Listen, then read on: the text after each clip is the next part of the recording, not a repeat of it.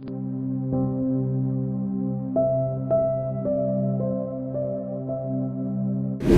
hoy vamos a estar en el capítulo 14. Ayer terminamos el capítulo 13 con la exposición del pastor Natán. Y ahora vamos a iniciar el capítulo 14. Quiero leer para usted desde el versículo 1 al versículo 14. Esa va a ser nuestra unidad de pensamiento para esta mañana. Leo para usted la palabra de Dios. No se turbe vuestro corazón. Creéis en Dios, creed también en mí. En la casa de mi Padre muchas moradas hay. Si no fuera así, os lo hubiera dicho. Voy, pues, a preparar lugar para vosotros. Y si me fuere y os preparare lugar, vendré otra vez y os tomaré a mí mismo, para que donde yo estoy, vosotros también estéis. Y sabéis a dónde yo voy, y sabéis el camino. Le dijo Tomás: Señor, no sabemos a dónde vas. ¿Cómo pues podemos saber el camino? Jesús le dijo: Yo soy el camino y la verdad y la vida, y nadie viene al Padre sino por mí. Si me conocierais, también conoceríais a mi Padre, y desde ahora lo conocéis y lo habéis visto. Le dijo Felipe: Señor, muéstranos al Padre y nos basta. Jesús le dijo: ¿Tanto tiempo hace que estoy con vosotros y no me has conocido? Felipe, el que me ha visto a mí ha visto al Padre. ¿Cómo pues dices tú, muéstranos al Padre? ¿No crees que yo soy en el Padre y el Padre en mí? Las palabras que yo os hablo, no las hablo de mí mismo, sino que el Padre que mora en mí, Él hace las obras. Creedme que yo soy en el Padre y el Padre en mí. De otra manera, creedme por las mismas obras. De cierto os digo, el que en mí cree, las obras que yo hago también Él las hará, y mayores que éstas hará, porque yo voy a mi Padre. Y todo lo que pidiereis al Padre en mi nombre, esto haré, para que el Padre sea glorificado en el Hijo. Si algo pidiereis en mi nombre, yo lo haré. Esta es la palabra de Dios. Hemos visto a lo largo del capítulo 13 cómo el Señor ha mostrado su soberanía en medio de cada uno de los acontecimientos. Vimos cómo Cristo mismo ha declarado su amor por sus discípulos. Y no solamente ha sido algo de palabra, realmente Él ha demostrado su amor por sus discípulos. Jesucristo mismo es el ejemplo supremo de humildad al servir a los suyos. Esa es una gran muestra de su amor. También vimos cómo fue conmovido al saber que Judas le iba a entregar o lo iba a traicionar. Ahí vemos cómo el Señor es verdaderamente hombre, verdaderamente Dios, porque sabe cada uno de los acontecimientos del plan, verdaderamente hombre, porque fue conmovido en espíritu al saber que uno de los de su círculo más íntimo lo iba a traicionar. Ahora está anunciando su partida y les ha dicho a sus discípulos que a donde Él va, ellos no pueden ir. Ahora pensemos un momento estas cosas. Han caminado aproximadamente 3 años con el Señor. Hay una amistad, hay una relación íntima con el Maestro. Sin duda, no dudamos de que sus discípulos le aman imperfectamente, pero le aman. Y vimos cómo un Pedro impulsivamente ha dicho muchas cosas, pero desde luego, Pedro intenta amar al Señor como él cree que debe amarlo. Imperfectamente, por supuesto. Ahora han caminado con el Señor. Se han dado cuenta que este es alguien que enseña como quien tiene autoridad. No es como los escribas, no es como los fariseos. Quizá la expectativa escatológica mesiánica de los discípulos estaba algo equivocada, pero sus ojos estaban puestos en Jesús. Pero de un momento a otro, su Maestro, el Señor Jesús, quien ha hecho milagros ante sus propios ojos, ellos han sido testigos de esas poderosas obras. Aquel que ha movido a misericordia y a compasión por los más vulnerables, de repente les dice que se va. Claro que esto va a traer gran tristeza y aflicción a sus discípulos. Piensen en Pedro. El Señor le ha dicho que lo va a negar. Aún uno de los discípulos que se considera más fuerte dentro de ese círculo íntimo va a negar al Señor. Pero el Señor ha dicho que se va. No se quedará con ellos más, se va. Bueno, la reacción de los discípulos en esa cena no fue la más alentadora ni la más gozosa. Realmente ellos no salieron de ese lugar expresando gran gozo por haber compartido el pan con el Maestro. El capítulo 14, versículo 1 en su primera línea nos dice cuál fue la reacción de los discípulos después de cada uno de estos acontecimientos. No se turbe vuestro corazón. El Maestro, el Señor, conocía la aflicción del corazón de sus discípulos. Claro, después de los detalles anteriores, estaban afligidos, literalmente conmovidos, estaban turbados, tenían miedo. Y el Maestro, el que ha estado con ellos en los momentos más difíciles, pero en los momentos de mayor gozo, ha dicho que se va. ¿Dónde está vuestra esperanza? ¿Dónde está vuestra confianza? ¿Qué hacer en una situación como esa? ¿A quién ir? ¿A quién acudir? Pero el Señor, que conoce los corazones y que tiene misericordia y compasión de los suyos porque conoce su debilidad, le dice, no se turbe vuestro corazón. Y es por eso que a partir del capítulo 14 vamos a tener una serie de palabras consoladoras del Señor. El Señor va a consolar a sus discípulos una y otra vez. Él debe animarles, fortalecer su fe y más cuando la noche se acerca con sus terribles consecuencias, el arresto del Señor Jesús y finalmente la crucifixión. El Señor conoce el corazón turbado y afligido de sus discípulos. ¿Recuerdan las palabras del autor a los Hebreos? Él se hizo como nosotros, ¿verdad? Y Él tiene compasión de nosotros. Él fue tentado en todo. Así que aquí es una gran muestra de cómo el Señor Jesucristo entiende a sus discípulos y se compadece de ellos. Una serie de palabras consoladoras, y por eso he titulado esta segunda conferencia en mi caso de la siguiente manera: enseñanzas consoladoras para corazones turbados. Enseñanzas consoladoras para corazones turbados. Y vamos a ver hasta el versículo 14 una lista de enseñanzas que tienen como propósito simplemente consolar los corazones temerosos y turbados.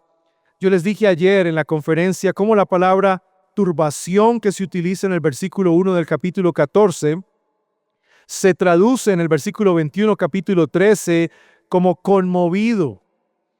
Ahora hay una diferencia entre lo que sintió el Señor Jesucristo al saber la traición de Judas y lo que están sintiendo los discípulos ahora después de todos estos acontecimientos y saber que su Señor se va.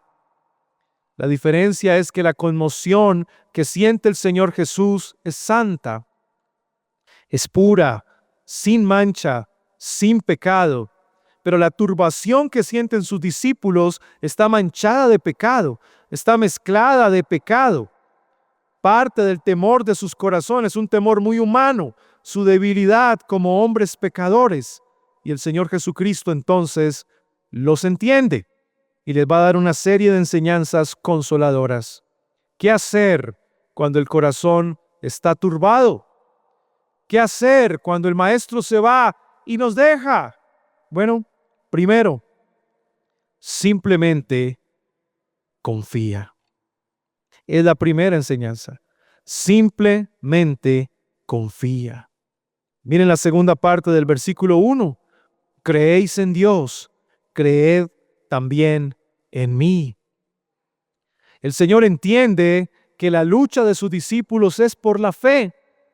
Su fe es una fe débil. El hecho de experimentar temor y turbación al conocer que el Señor Jesucristo se iría y los dejaría responde a una debilidad humana por causa del pecado del corazón.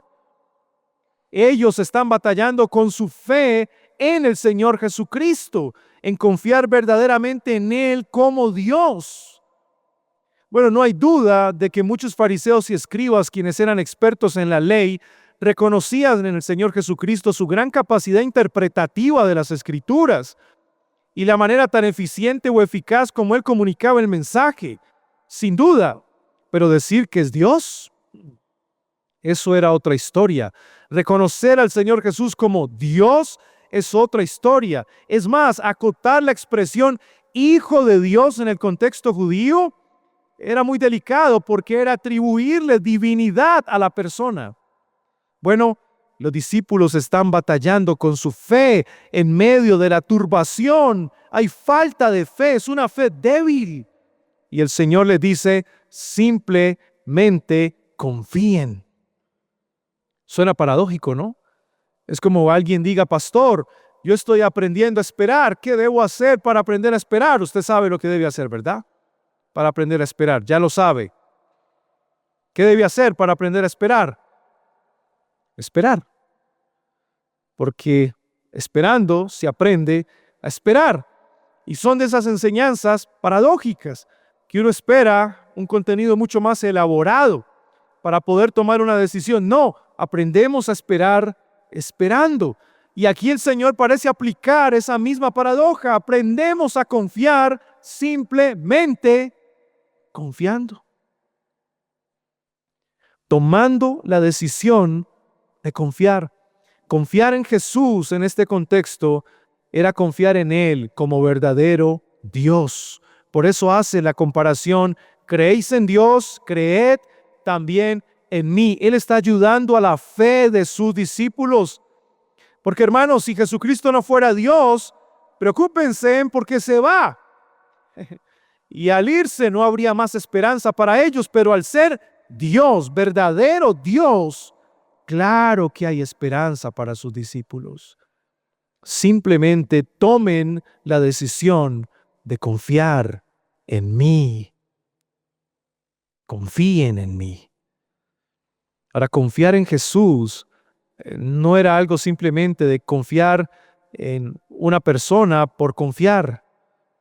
Era confiar en todo lo que Él les había dicho.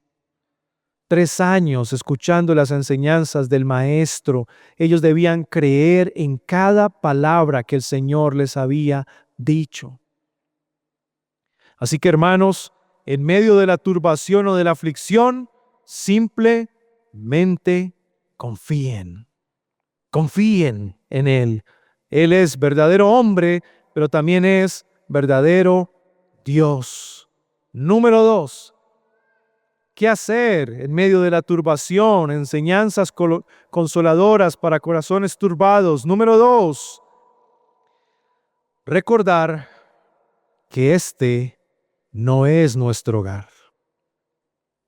Recordar que este no es nuestro hogar. Miren el versículo 2. En la casa de mi Padre muchas moradas hay. Si no fuera así, os lo hubiera dicho, voy pues a preparar lugar para vosotros. De vez en cuando es necesario que nos recuerden que esta no es nuestra casa.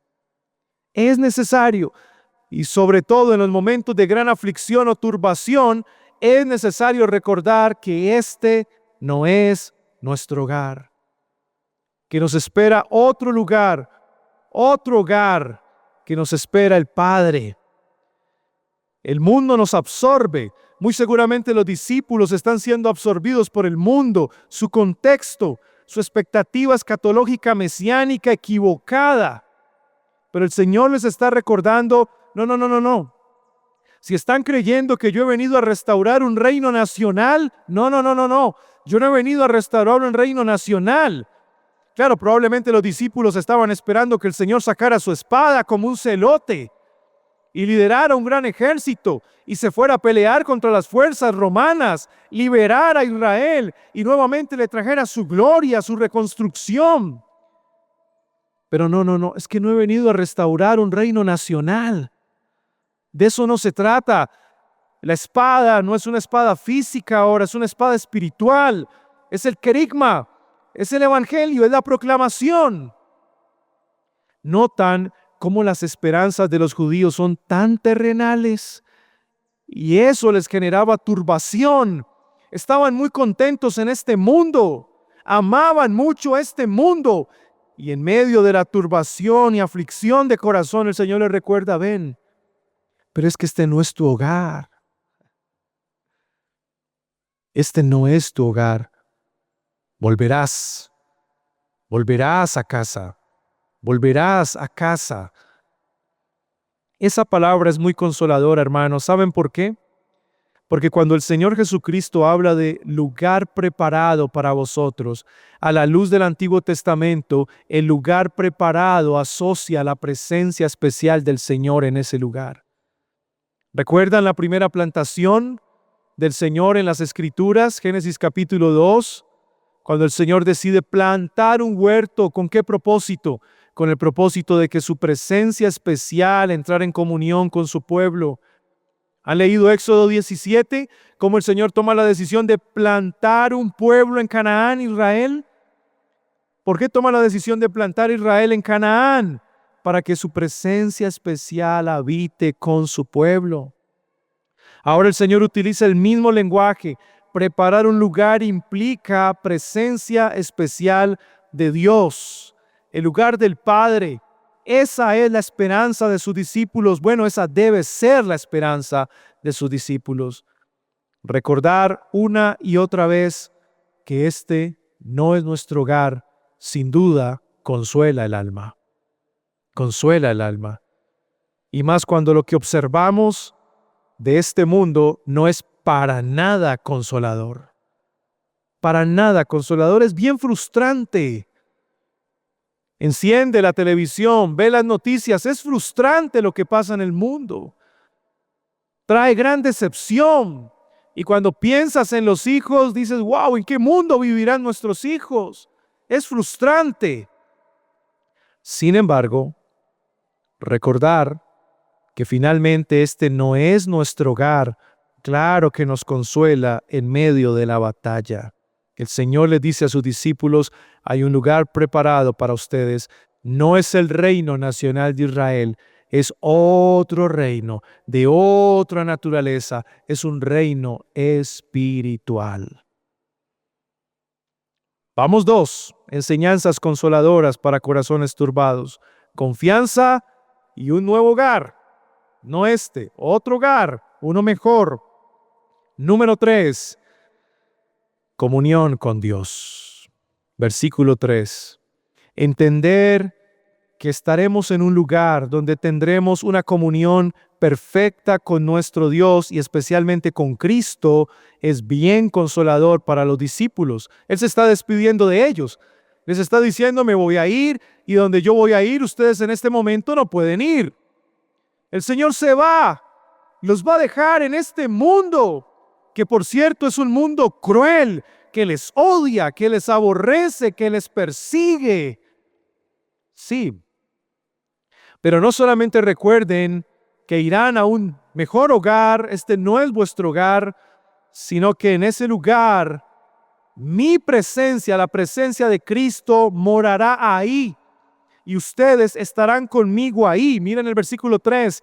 Y si me fuere y os preparare lugar, vendré otra vez y os tomaré a mí mismo para que donde yo estoy, vosotros también estéis. Hermanos, piensen en esto.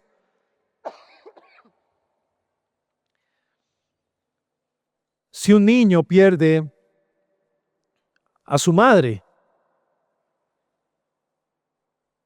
tú como padre te vas a esforzar en tratar de consolar a tu hijo ante esta terrible pérdida de su madre. ¿Y qué vas a poder hacer tú como padre para consolar a tu hijo cuando ha perdido a su madre? Bueno, vas a tratar de animar a tu hijo, vas a tratar de sacarlo a pasear, vas a tratar de comprar el mejor regalo, quizá el juguete que él tanto estaba esperando. Lo único que tú como padre quieres ver en el rostro de tu hijo es una alegría, una sonrisa que exprese alegría en medio de la pérdida de su madre. Pero ¿saben una cosa? Muy en el fondo todos sabemos que por muchos regalos que le entreguemos al Hijo, por muchos paseos que hagamos con el Hijo, no va a llenar el vacío de la pérdida de su madre, porque su Hijo simplemente quiere estar con su madre.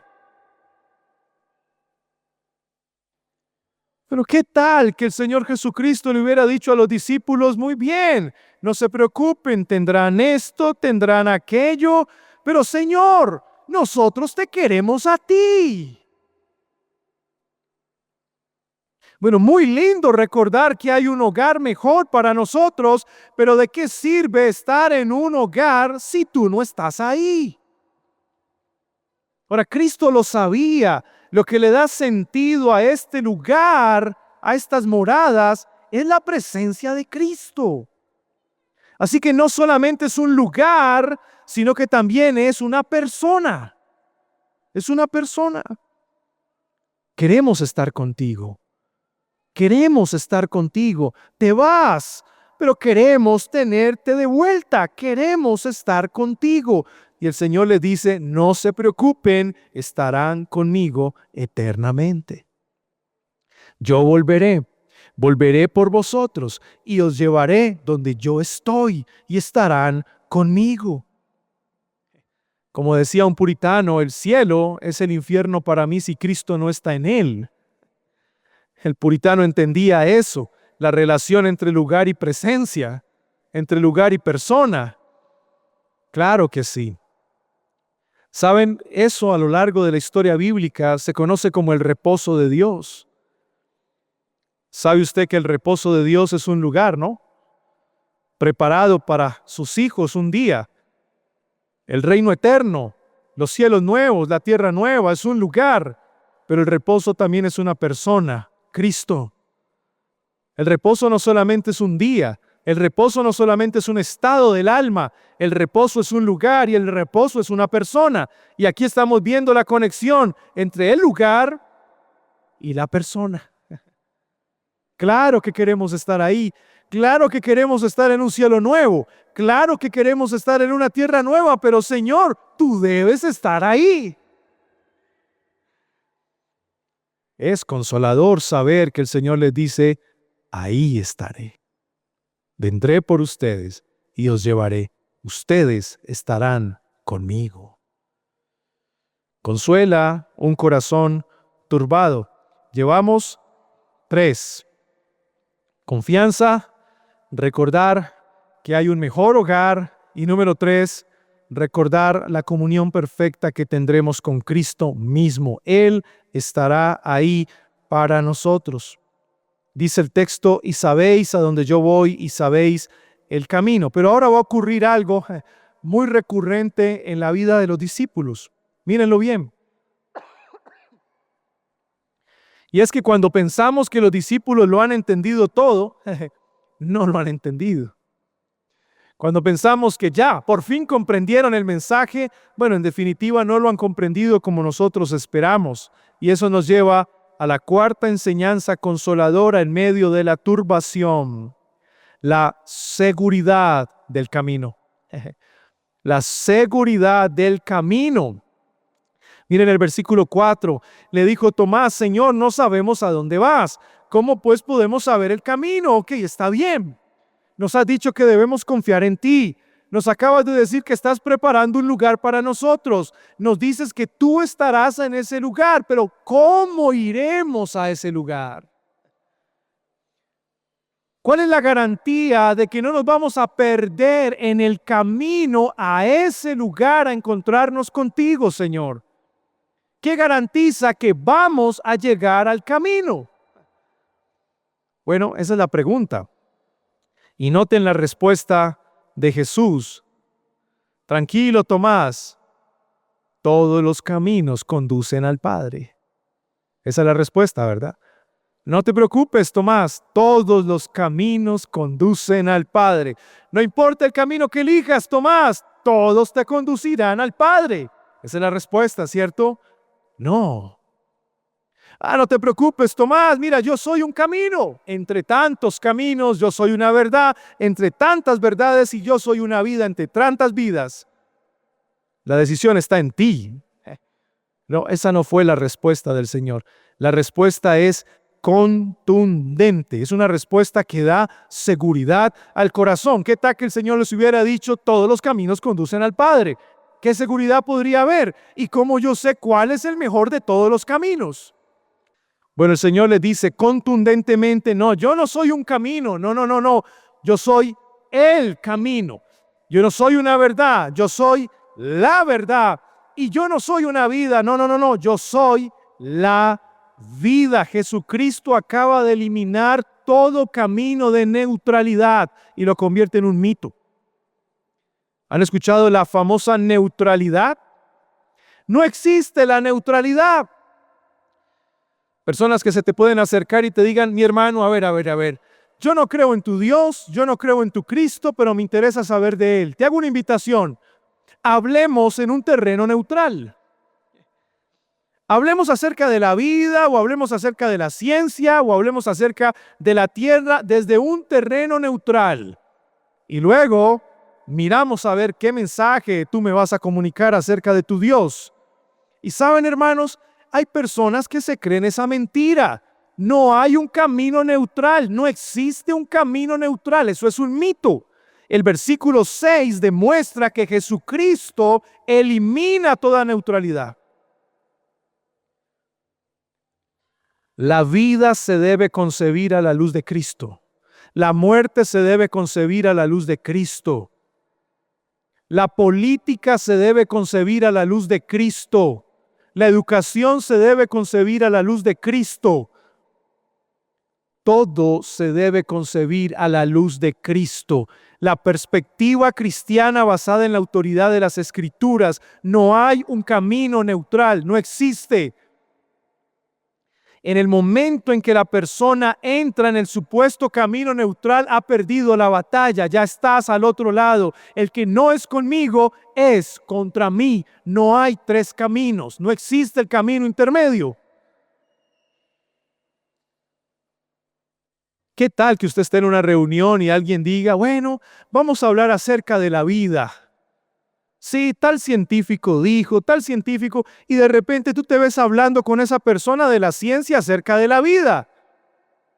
Hermano, ¿en serio? ¿Vas a entrar en una conversación para hablar de la vida sin mencionar lo que Cristo piensa de la vida? ¿Es en serio? ¿Vas a hablar de la educación? Y vas a hablar de todos los teóricos y todos los modelos de educación que han surgido a lo largo de la historia y no vas a hablar de lo que Cristo piensa de la educación. ¿Es en serio?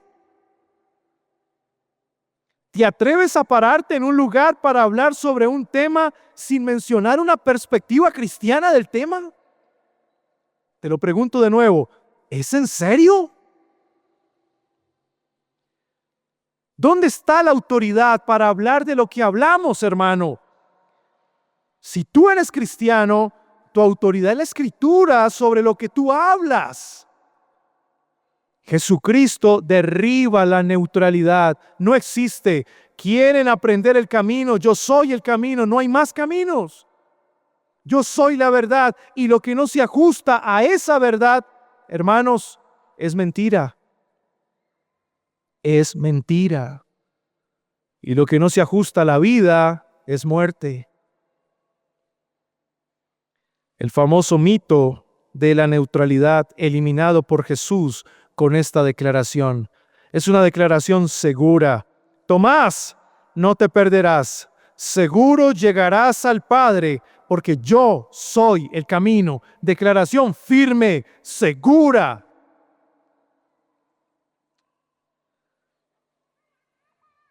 Bueno, los discípulos la tenían muy clara.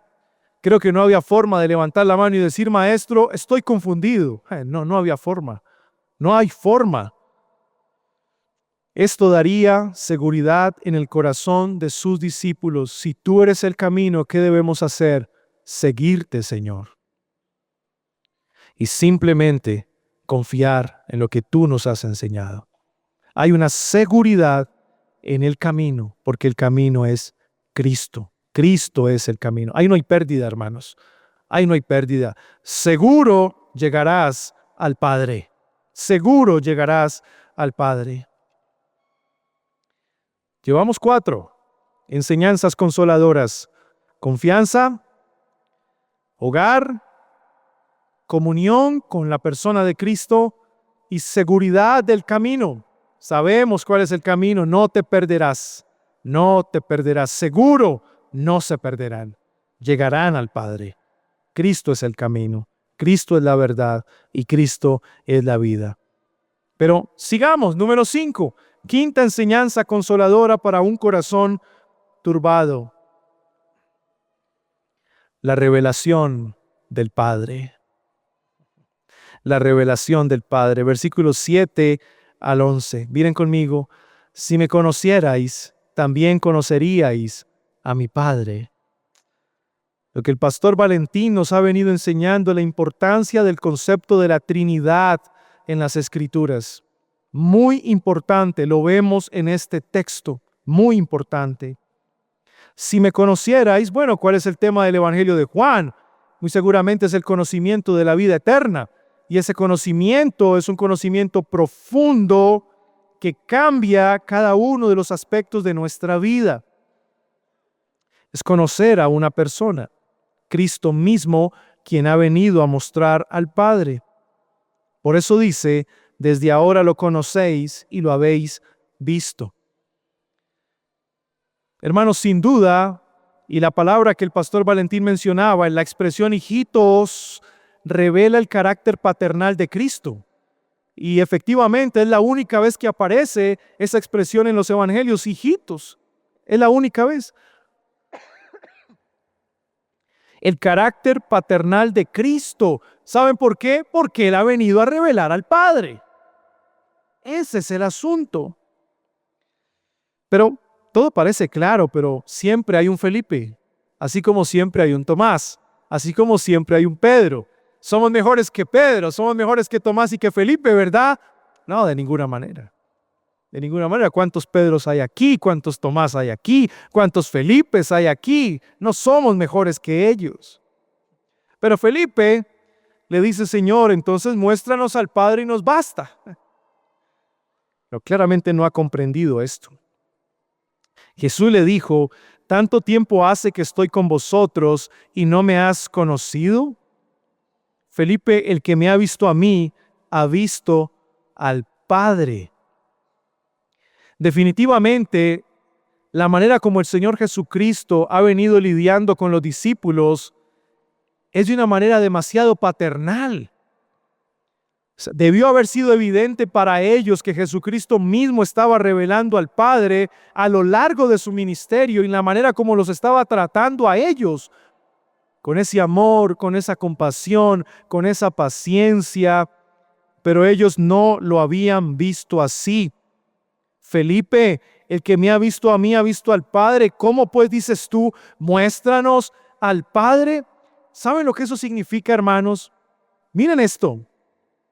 En Jesucristo, los discípulos pudieron contemplar la paternidad de Dios. Los judíos estaban seguros de que conocían a Dios. Estaban seguros. Los escribas y los fariseos se jactaban de su conocimiento de Dios, pero al rechazar a Jesucristo demostraron que no conocían al Dios que decían haber conocido porque habían estudiado el libro de Dios. Pueden estudiar el libro de Dios y no conocer al Dios del libro. Ese es el asunto.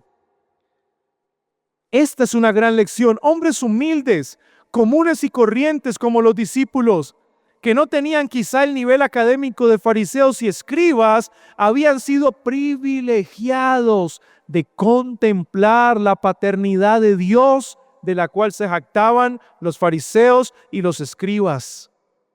Pero a ellos, pescadores, cobradores de impuestos, a ellos les fue revelado esto por medio de Cristo. ¿De verdad soy hijo de Dios? Si tú nos dices que has venido a revelar al Padre, a nosotros, ¿de verdad, Señor, soy hijo de Dios? Bueno, por eso es consolador. ¿Saben, hermanos? En los peores momentos de nuestra vida,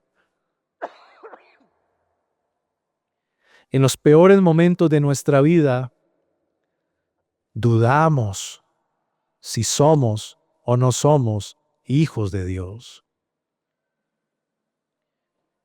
Pero si tú eres mi Padre, ¿por qué me tratas así?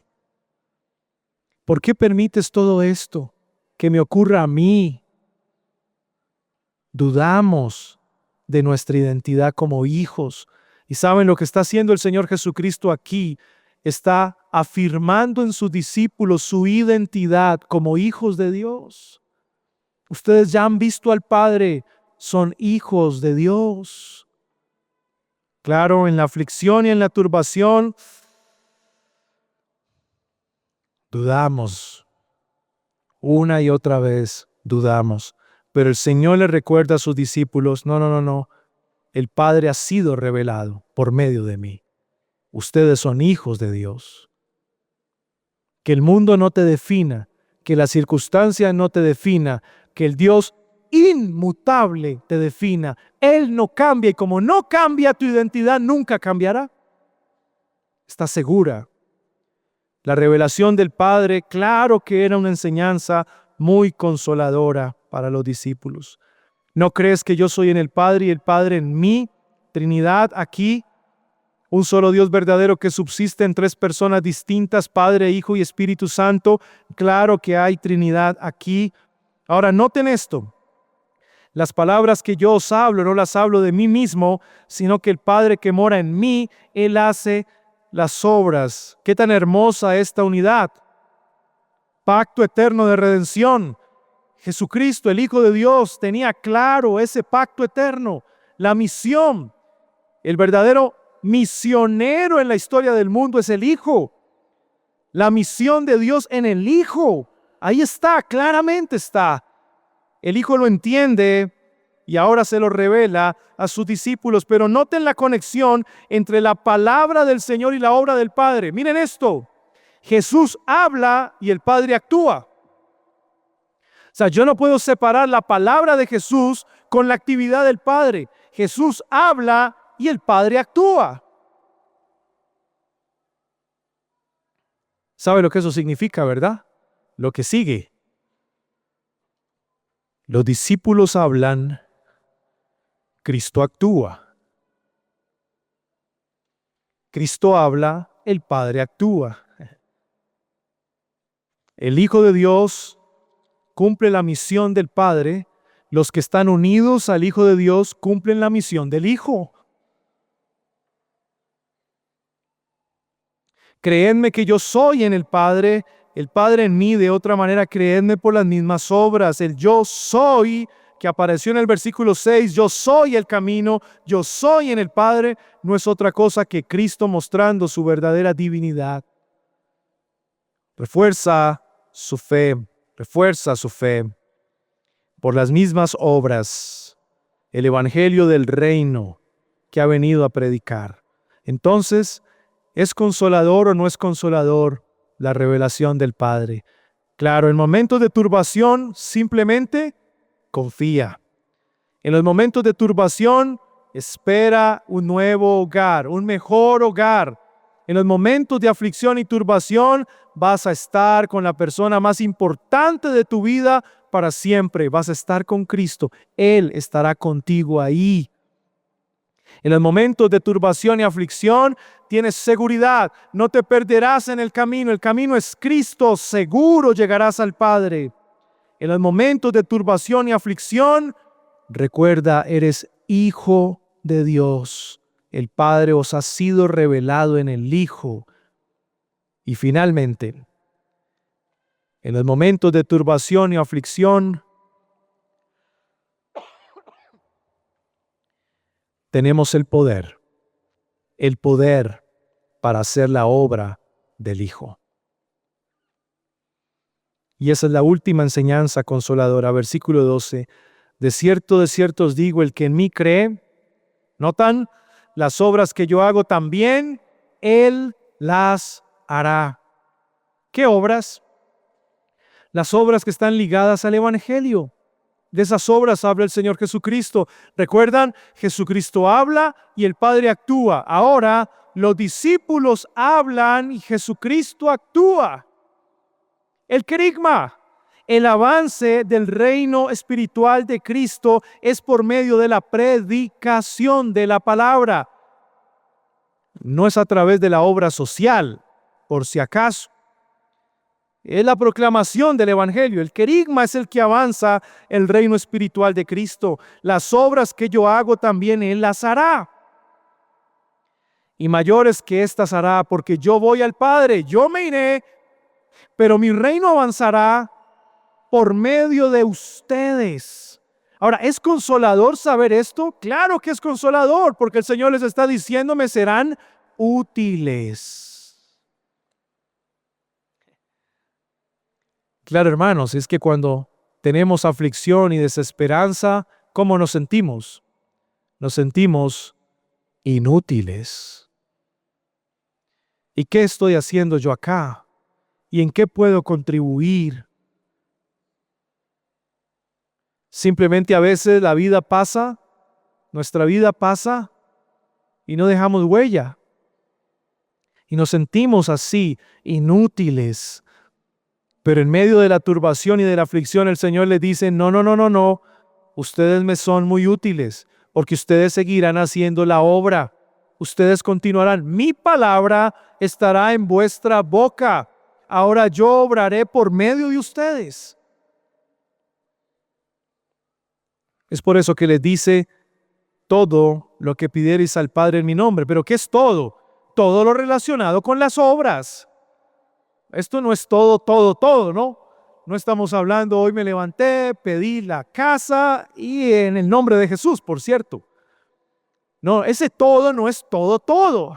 Ese todo es todo lo relacionado con la obra del Hijo en el reino. Todo lo que pidamos para avanzar el reino espiritual de Cristo por medio del Hijo, entonces el Padre lo hará. Cristo lo hará. Pastor, quiero orar conforme a la voluntad de Dios. ¿Qué hago? Bueno, pida lo que el Señor le ha dicho que pida. No pida lo que el Señor no le ha dicho que pida. Todo lo relacionado al avance del reino espiritual de Cristo, claro, el Padre lo hará, sin duda alguna. Y esto tiene un propósito. Se hará en el nombre del Hijo para que el Padre sea glorificado en el Hijo. El Hijo es el Rey. El Hijo es el Rey del reino. Nosotros avanzamos el reino del Hijo. ¿Y quién es glorificado? El Padre es glorificado porque envió a su Hijo a cumplir la misión. Su Hijo cumple su misión perfectamente y nosotros cumplimos la misión del Hijo. Pastor, maestro. Imagínense a los discípulos, maestro, pero tú te vas. Nos estás diciendo que cumpliremos tu misión, pero tú te vas. Hermanos, ¿qué sigue? ¿Qué sigue? ¿Qué deberían escuchar los discípulos de parte del Señor? Si tú eres el Rey, tú has cumplido la misión, nosotros seguiremos trabajando, pero tú te vas. ¿Cómo cumpliremos tu misión, Señor? ¿Qué sigue? ¿Quieren saber qué sigue? Bueno, esa es la siguiente conferencia. Yo no se los voy a decir. La siguiente conferencia nos va a decir, en esa tensión, ahora bien consolados que estamos animados, maestro. Pero ¿cómo lo haremos? ¿Cómo cumpliremos la misión? Bueno, en la siguiente conferencia se nos va a explicar un poco. Necesitaremos de alguien. De alguien que nos va a dar poder y de que nos va a permitir testificar la verdad. Hermanos, ¿qué entendió la audiencia original? de este pasaje. Claro, la iglesia a finales del siglo I, siendo perseguida, experimentando cierta presión imperial, desafíos, era una iglesia que necesitaba recordar, primero, los discípulos se turbaron, hermanos, nosotros también tenemos tiempos de turbación. No somos mejores que ellos. Nosotros también nos turbamos. También tenemos tristeza y también somos afligidos por Dios, como ellos. Nosotros también. Y saben, nosotros también nos podemos sentir inútiles, porque nos sentimos solos, como si el Señor no estuviera con nosotros, como ellos. Pero estas palabras del Señor no solamente los consoló a ellos, sino que nos consuela a nosotros también. Hermanos, simplemente confíen, confíen. Recuerden, este es nuestro hogar. Ya llegará el día en que irás al hogar que el Señor preparó para ti. Ya llegará ese día en que estarás en casa con el Padre. Y eso debe ser consolador para ti. No te sientas solo, no te sientas solo. El Espíritu Santo está contigo, Cristo está contigo por su Espíritu. ¿Quieres ver a Jesús? ¿Quieres ver a Jesús un día cara a cara? Ese es el anhelo, ¿verdad? ¿Queremos verlo cara a cara? Un día lo veremos. ¿Cómo será? Esa experiencia es indescriptible. ¿Qué sentiremos? Sé que muchas cosas buenas. ¿Nos mantendremos en pie o simplemente caeremos ante su presencia de rodillas? Probablemente sí. ¿Le adoraremos con todo el corazón? ¿Lo gritaremos en ese momento con todas nuestras fuerzas? Quizás sí. Pero estaremos con la persona que más amamos, imperfectamente, pero lo amamos. Ese es Jesús. Hermanos, un día estarás con Él. Y eso debe ser consolador para ti. ¿Quieres ver al Padre? Bueno, ya has visto al Padre a través del Evangelio. ¿Has contemplado el carácter paternal de Dios a través del Evangelio? Claro que sí. Pero un día verás al Padre en Cristo. Cuando veamos a Cristo cara a cara, ese día veremos al Padre.